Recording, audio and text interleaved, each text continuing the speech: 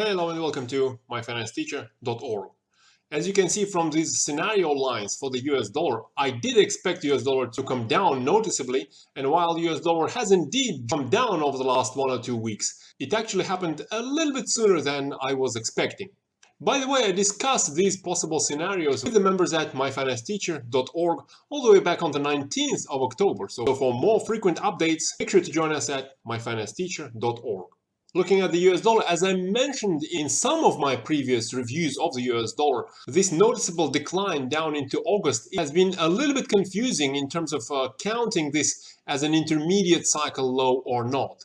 At the moment, it looks like that probably was a relatively mild intermediate cycle low in the US dollar, meaning that unless dollar just collapses right here significantly, giving us a more recognizable intermediate cycle low for all of this cycle lasting from early 2022, a more likely scenario is a slower decline in the dollar as it's already in a new intermediate cycle again since August this year.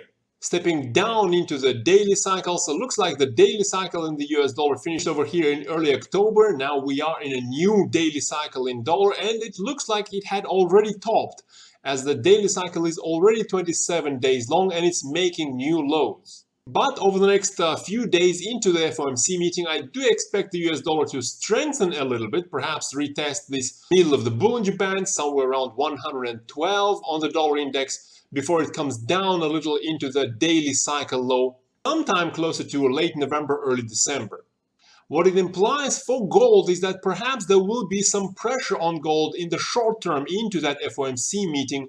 And the interesting question is whether gold will create a new low or not. Again, zooming out, similar to the US dollar, there is an interesting question on gold low over here in late July, whether that had been an intermediate cycle low or not. Due to how modest the bounce has been, and the fact that it didn't really stay over the 50-day moving average for any significant amount of time, so far it seems to be the intermediate cycle is continuing at a very long 287 days potentially over here in late September if gold doesn't break to a new low.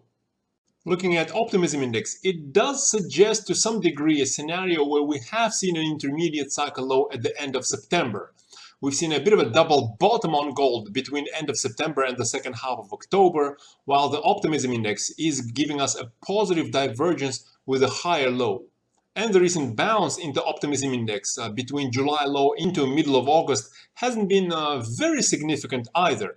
So there is still a distinct possibility that the intermediate cycle low has just recently finished with a bit of a double bottom over here on gold price. That would be a more bullish scenario, meaning that the intermediate cycle by the end of the FOMC meeting will be only about a month and a week old. Usually these cycles last for around half a year. So we would have perhaps another couple of months of a rally sometime into the Chinese New Year that would align relatively well with seasonality, showing that gold is usually strong into that Chinese New Year. On the other hand, if gold does break to new lows, that would suggest that perhaps gold is already in a new intermediate cycle since the end of September, and that cycle had unfortunately already topped very early, and it's in the process of coming down into that intermediate cycle low. In that case, again, looking at seasonality, the intermediate cycle low might likely take place sometime in December.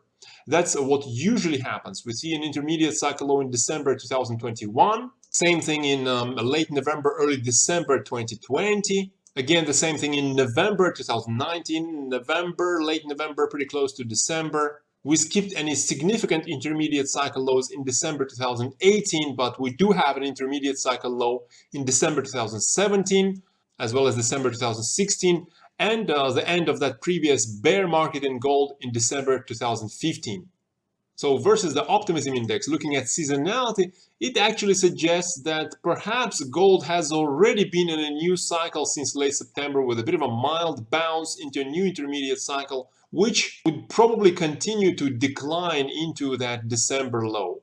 But in either case, whether we have seen a bit of a double bottom for the intermediate cycle low on gold over the last month, or gold still continues lower into a new intermediate cycle low sometime in December, There is already quite a lot of blood on the precious metals markets. There is a lot of blood on the streets. The question is whether there is enough blood to push for a rally right now, or will there likely be more blood before a rally actually takes place.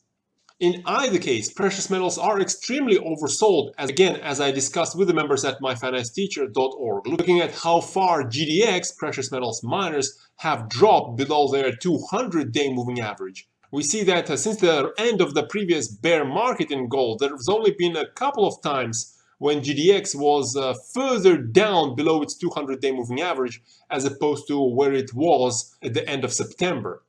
And those couple of times was the pandemic low back in early 2020, as well as that end of the bear market near the end of 2015.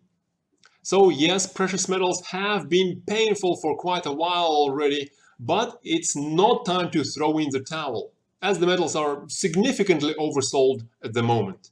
So with that in mind, a fun question to consider right now is whether we're going to see a significant rally in gold if the Fed hikes by, let's say, 50 basis points instead of 75 basis points. Let me know what you think about it down in the comments below. Make sure to hit that like button and share this video with your friends. Have a nice day. Bye-bye.